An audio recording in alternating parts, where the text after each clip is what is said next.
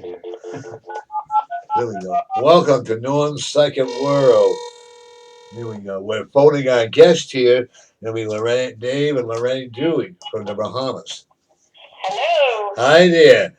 And give me one. Hey. Hey, how are you? We're pretty good. Good. How's the weather over there?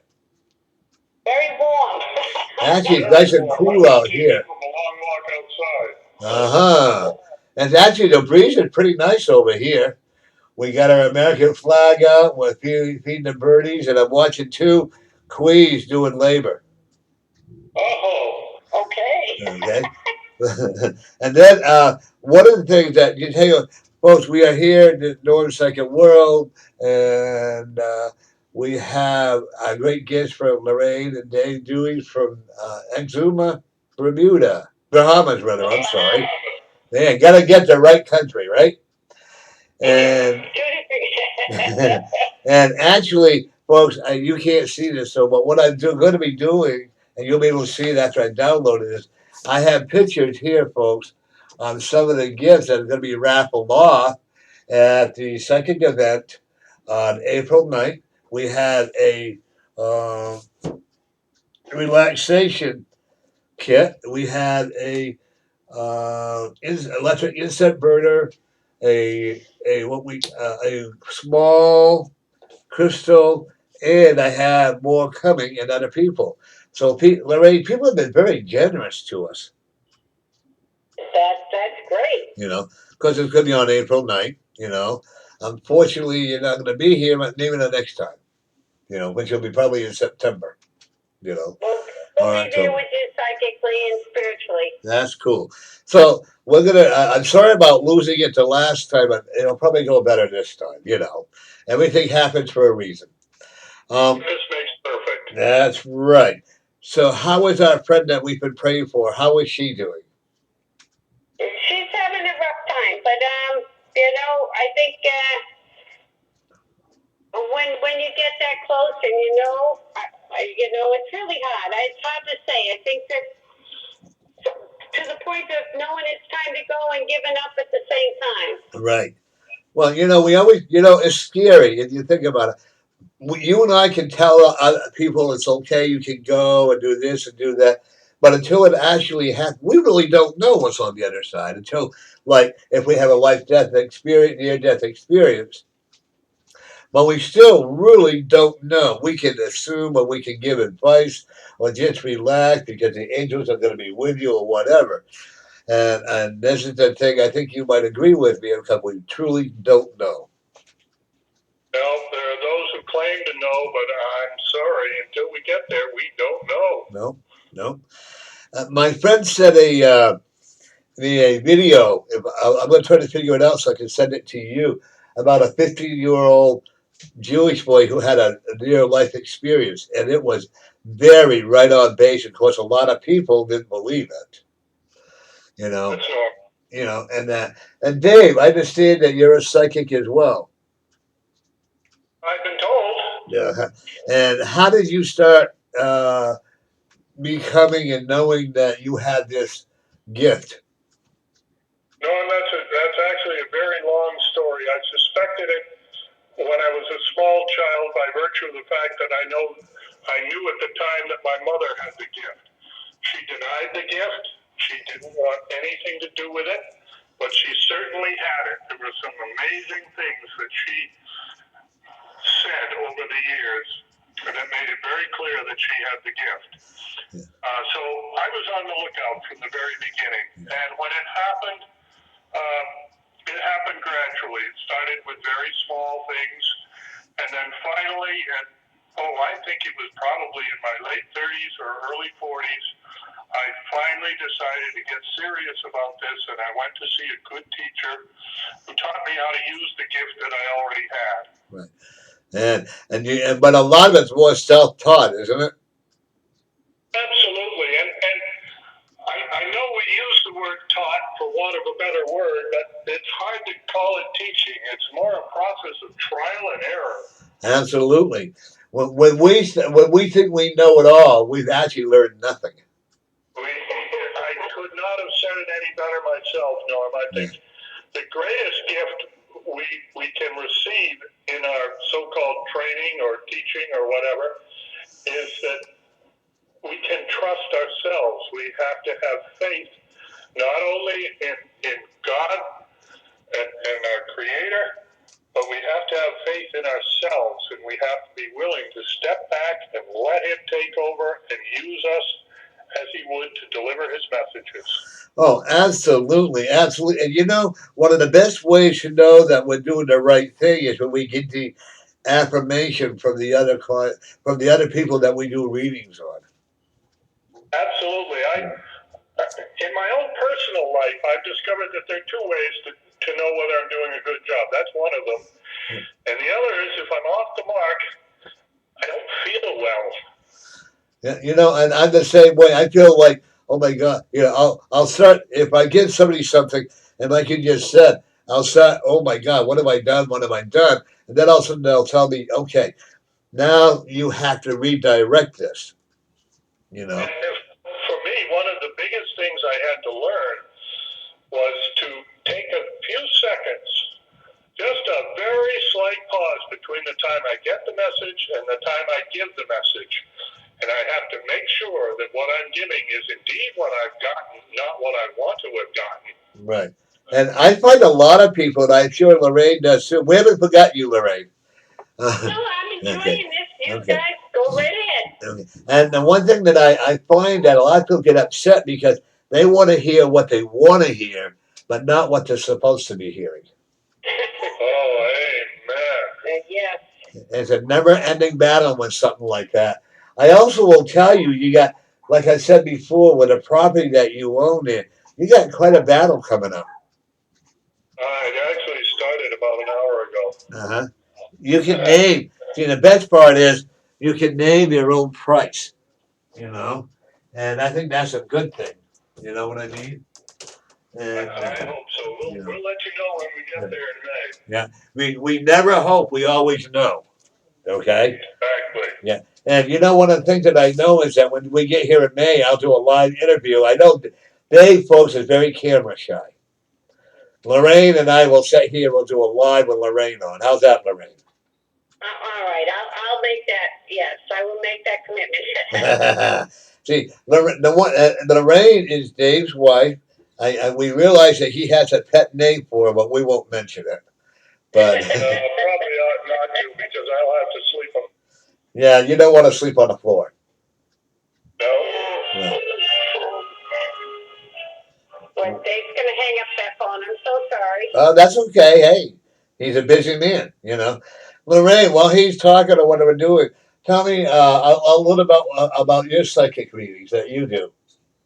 Well, when I was young, I started hearing voices, of course, and those voices over the years, I found even as a child when I didn't know what was going on, I was very well protected. And I was being told things that would happen, or I would have visions of things that would happen. My saddest part about that is I thought it was crazy until I was probably in my 30s when I could actually start telling people some things because I kept thinking I was making these things happen and not realizing that hearing voices, you always heard was a bad thing. Yeah. Oh, yeah. That. But to me, that was how I was so well protected. I knew it. And then I went to somebody to help me to channel my gift in the right place, help me to be more confident in receiving my messages. I knew what the messages were, but interpreting, there could be many interpretations I found. And I realized that I had to struggle with, if I see something and I hear something, to try and give it exactly the way I hear it. Right. The one thing that I'm getting. It has been quite the challenge because not everything we hear, see, is good. Well, that's what. But I learned over the years how to work with my gift. Right. I'm getting a lot more confident. I stayed in the closet for a long time because, honestly, with my family history, I really didn't want to end up on meds. Inside, intuitively, I knew I wasn't crazy, but I was afraid the world would think I was. And now I realize that I've been well protected and well channeled. Now I just have to be a lot more confident in myself and what I do. Well, and that's part of growing, and we grow every day.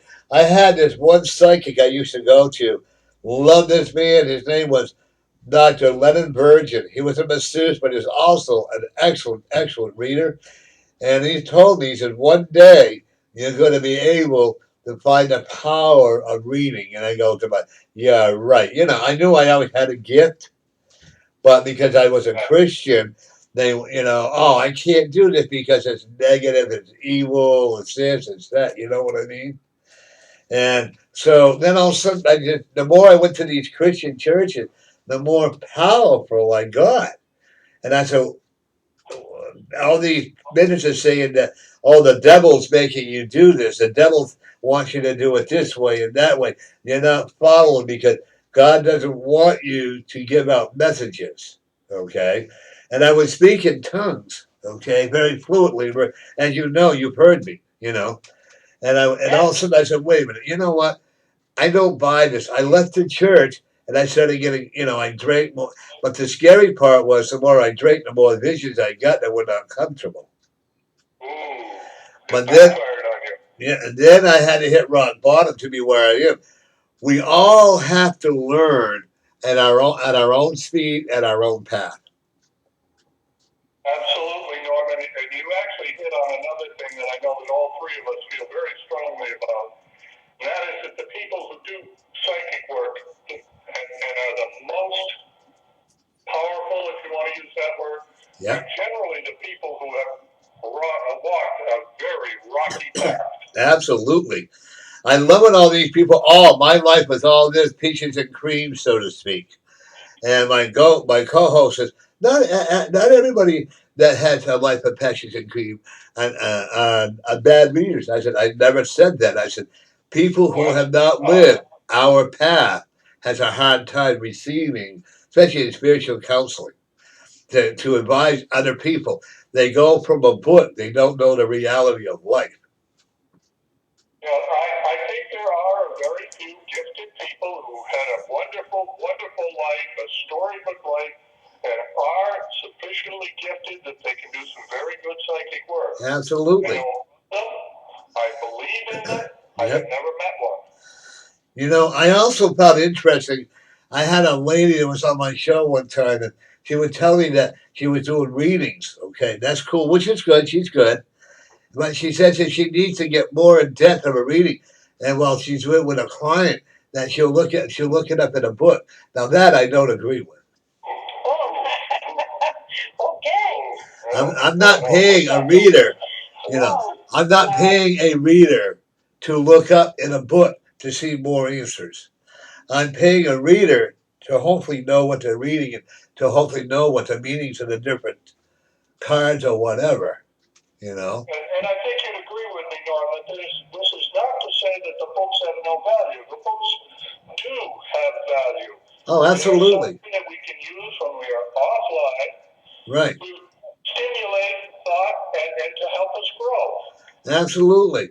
Some people, mine was, I have no problem with people that take courses online. I have no problem when they want to learn from it. But then take the basic education that you got from learning from someone how to do tarot card, but also use your own intuitive spirit. That's what the spirit world wants you to do. They want you to use the messages and listen to the messages that are being given to them. Half the time, people, I don't know why they want to see cards and they want to see things, but I don't know about you, Norm. The messages I get don't come from the cards. I put cards out, but and I think they're more for the people than they are for us. They need that, yeah. They need that, yeah. Something that you may be looking at or be able to understand better, but it's not about that. Those are just, I hate to use the word crutch.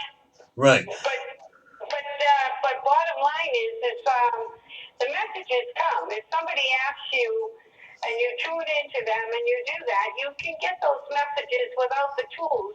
The tools seem to satisfy other people more than they do us. Well, sometimes make it easier. They do make it easier sometimes. Well, a lot of times when I do the cards like that, as you know, I do playing cards.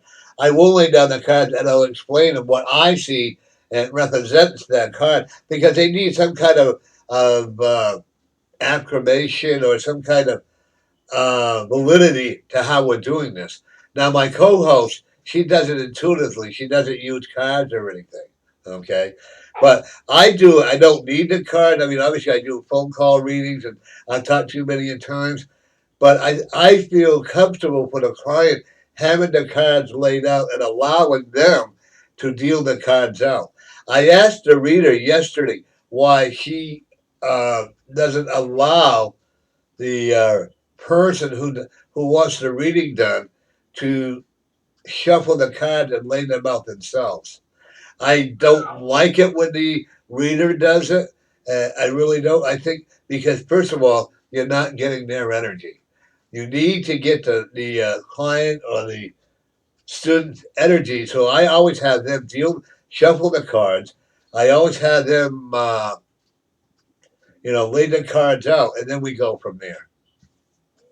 Norm, I think the one thing that you hit on, perhaps without meaning to, but I'm sure you'll agree with me, is that there are no hard and fast rules that apply to all psychics. Oh no, and I refuse to join a group of psychics. I really do. I refuse to join. Like they got the metaphysical group, they got this group. I am a practitioner by myself. I prefer to be. I don't want to belong to a group. And Lorraine, if they want to get a hold of you or reading you or Dave, how can we do this? We're on the website called two, as in the number two, psychics.com. There's all kinds of information about us on that site, and our phone number is 978-383-1484. Okay. And they could have either one, right? Either you or Dave.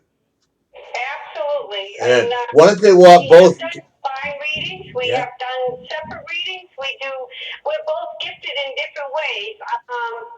Mine is like I hear, I feel, I see. I'm not a very good medium. That's not my particular area. Dave is pretty good at medium work. I think he'd be really good if he got a chance to do it more. We're so far away from everybody. He's quite gifted, and his talents are different than mine. So sometimes we combine them together. Yeah.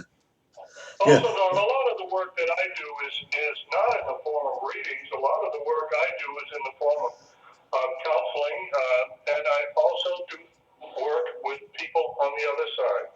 Right. There are those who have left their physical body. Yes. Their physical body has died. Yeah. And they have not come to terms with that, and they really need some help. And I have been very blessed in that I've been able to help some of them. I always consider it an honor when I can work with people who have crossed over.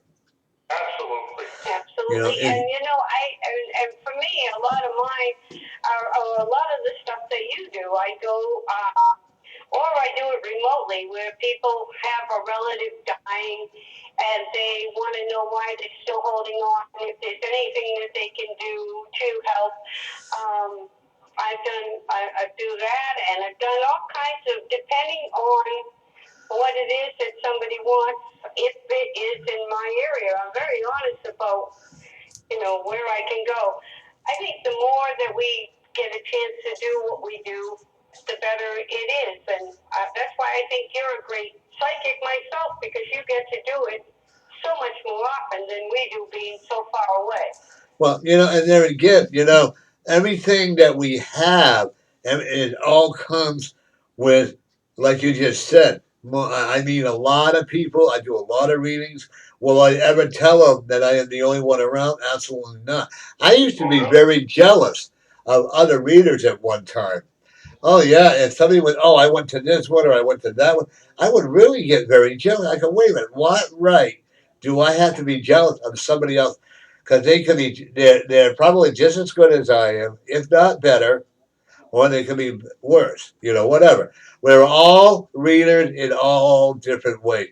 I never read one person the same way I read another person. Every person has I have a different way of reading every single one of them because there's no two people alike. Exactly, and the messages are so unique from the spirit. And I think that because of our personalities, the spirits who want particular people to come to us will send those people. Oh, If absolutely. they're looking for delicate or they're looking for somebody who will flower it up or do whatever, they're not going to Don't send. call Lorraine. They're not going to send it to me. And don't Maybe call I'll me send either. it to you, but Oh no, but they no. might send it to Dave. Dave is a lot, a lot. I only can give what I get, and I try and give it exactly the way I get, and that sometimes is very shocking in a way which I don't intend, and I've seen you do it. You don't mean anything except for to give the message. You know, and I tell people, if you want me to hold your hand, you're coming to the wrong person. The other caution that I would offer your listeners, Norm, Yeah. is that there are people who will go to a large number of psychics solely because they haven't yet heard the answer that they want to hear. I've seen it. That just doesn't work. No, and you know the Please fun. agree with me. No, and you know, like as you know, on April 9th, I had that falls right in. Thank you, Dave. You helped me see the spirit. Help me lead right into what I got coming up on April 9th. We're going to have, I believe, it's 12 different psychics at the event called Norm and Fred's Spring Psychic Event at the Unitarian Universal Church in Manchester, New Hampshire. It's at 669 Union Street on April 9th from 10 p.m. to 4:30 p.m. And I would really recommend that people get there early. Dave, I'm so excited. We have a big cake, food sale. I don't like the word bake because there's going to be all different kinds of different stuff there. One of my friends is making homemade baked beans. She's also making chili with rice on the side. I'm going to. Another friend of mine that made a Canadian French meat pie. You ever had one of those? Oh yes. Yes. I didn't know you knew the recipe. We're going to become very good friends. Oh, I don't know how to. I don't know how to make it. Yeah. Oh, my friend is donating it to me. I don't know how to make it. Oh, well, then we're going to have to talk about exchanging contact information. That's right. This lady come over and I was kidding with her, and I had done a reading on her, and she said I wasn't home. I wasn't a client, and she gave it to me. So I'm hesitant. I might even buy the pie myself. All right. But and then Scott's going to make a couple of apple pies, and I'm going to make a pea soup. We got all kinds of food that are going to be there, and we got. Have you found, as we have, that sometimes when you're doing a lot of readings, or when there have been a couple of clients whose readings were very intense because there was a lot going on in their world, that you really do better when you take care of yourself, and that sometimes means something as simple as taking time to eat a candy bar. Absolutely. When I feel like I'm being really pulled away, I'll go and take a break, get a drink of water, or maybe like a half a sandwich or something. Because when I do energy reading and I do like 20 people, I try to take a quick break. I used to go out and smoke a cigarette, but I don't need to do that. So what I do is I just take a 5 minute break. Then I get back because if I take too long of a break, then I have to rebuild again, and I don't like rebuilding. Yes, you lose the momentum. Yeah. And like the other day, I did a 2 hour reading for a lady from Virginia. I'll tell you, when that was over, I was exhausted. Yes, I've wanted to like that in my life, and I hope you take care of yourself this afternoon. Oh yeah. So tonight for dinner, we're going to have a baked salmon with rice and probably broccoli. Good. you know, Good. because you Well, need that. I bring up one other thing that I would say to you as well as to your readers, your viewers rather. Yeah. When we have just done a very intense reading, whether we are the reader or whether we are the person being read for, Right. the next few hours are not a good time to make important decisions in our lives, perhaps not even to drive, because we can become temporarily disoriented. Oh, absolutely. That's why, like, when I do private parties, I never drive to them. I never drive home.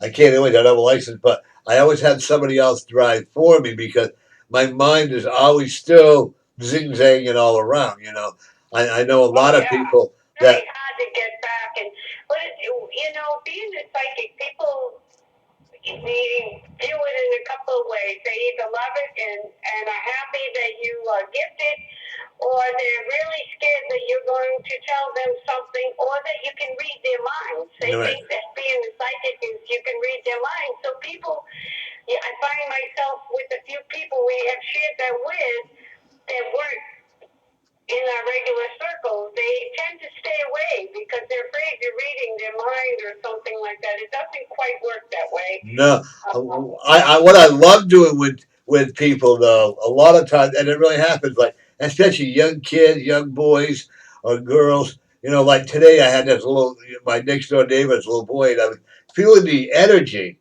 from his head. They allowed me to while she was standing there, and the energy was like, you know what I mean? It was Yeah. it was jumping all around. We got a little bit calmed down, and I said, he doesn't sleep a lot at night, does he? She says, no. I said, I'm going to tell you now. He's very good in math, and he's very scientific. And one of the things I'm also going to tell you is he really is very, very spiritual. And I said, don't let anybody stop him from growing in that spiritual way. And he also is very inventive. He plays a lot of the video games, and I told him I could see him actually um, creating a scientific video game that was really going to make him a lot of money. And his mother said, "Well, then you can support me." He goes, "No." I said, "That's not very nice." But then he said something I found interesting. I want you and Dave comment on this. What I found very interesting was that he saw the earth cracking in half. But in that crack, he saw a lot of blue light. And I thought, well, that cracking in half is get rid of some of the bad energy, and that blue light is the beginning of a healing. Yeah, well, you know what? You either just read my mind, or we were thinking exactly alike. That maybe that it's time that the earth is starting to heal in some ways. People are looking for different ways to be able to understand One of the things that craziness of the world. right, that's what we talk about on our show is that what we can heal this world with love. I believe that. And understanding.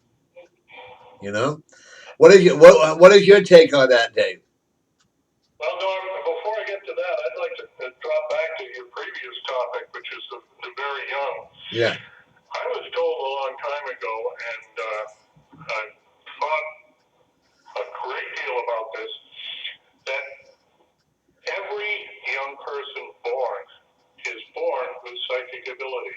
But in the vast majority of cases, when a small child talks about an imaginary friend, or a small child tries to tell their parent what's going to happen the next day, or whatever, it's normal and natural for the parent to devalue that by saying, oh, that imaginary friend doesn't really exist. Why don't you go wash your hands for supper? Yeah. Something of the sort. And the child very quickly learns to effectively turn off their embryonic psychic ability. Yeah. And then every now and then you meet a child, perhaps like the one you're talking about, who has not been shut off. And it's such a wonderful thing. Well, everybody told me as a child growing up, oh, that's a devil's work. That's a devil's work. You know. Oh, what a horrible thing to be told. You know, and well, they didn't know. You know what? They were taught that way back in the. They didn't know any better. Yeah, they didn't know. You know what, Norm? That's one of the things that got me out of the psychic closet after we lost our son. He used to tell me as a kid, I knew that he was gifted, but I tried to shut it off for him because my mother was crazy. I thought she was crazy. She had her own gift in some ways, but she handled it in her own way. But then our son started to say stuff, Mom, I know exactly what's going to happen today. And I would say stuff like, the same thing happens every day, get ready for school. Yeah. But I knew that he knew. But I didn't want him to grow up and be crazy like I felt my whole life. And after he passed, I figured out of all the ways I could honor him was to be able to say, what you had was real. I shouldn't have done that. I wish I knew better at the time. And by doing what I do, I can honor him at the same time as help other people. And we do. We shut off the kids and we tell them, and not on purpose. Any of us who've been through this knows that it's not an easy gift to carry. No. I'm getting a song for you and Dave, and it relates to one friend that we have in common, okay? Yeah? Earnestly, tenderly, Jesus is calling. Come home, come home. Earnestly, tenderly, Jesus is calling. Come home, my child, come home. Yes. Okay. Yes. And we'll I know exactly what you're talking about, Norm, and I'm sure you would agree that it's not appropriate for us to give out the details on the air. But oh, no, we're not going to do that, yeah. But I also will tell you that we're sending her, as I'm talking to you now, I'm actually standing by your side spiritually, and we can just hold our right hand out to her and just send her spiritually to be better and accept this is her time to go home. My right hand is extended, and as you said that, I got a nice, warm little tingle in my palm. So you know what that means. Right, okay. I also will tell you, you two are going to a wedding. Oh, that's a surprise. No, and you know the couple very well.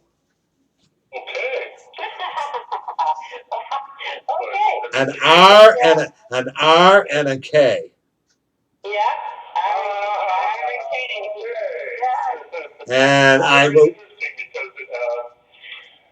one of those individuals is the one whose phone call I didn't take in the middle of this interview. Oh, and I actually see you performing the marriage. Well, that would be a privilege. Okay, but that's what people don't realize. When I am honored to go and do a funeral, I know it sounds, or do a marriage, I always call it a blessing and an honor. When I talk with people who are crossed over, okay, and they want to communicate with their loved ones, I always feel it as an honor. And I have a communication for you, Lorraine, from your dad. Okay. He wants to tell you, he's actually crying. There's a lot of tears flowing down. And he apologized for you for not being with you when he should have been. But he was not strong enough to compete with your mother. I can understand that. Yeah. Okay. Not many people were. Okay.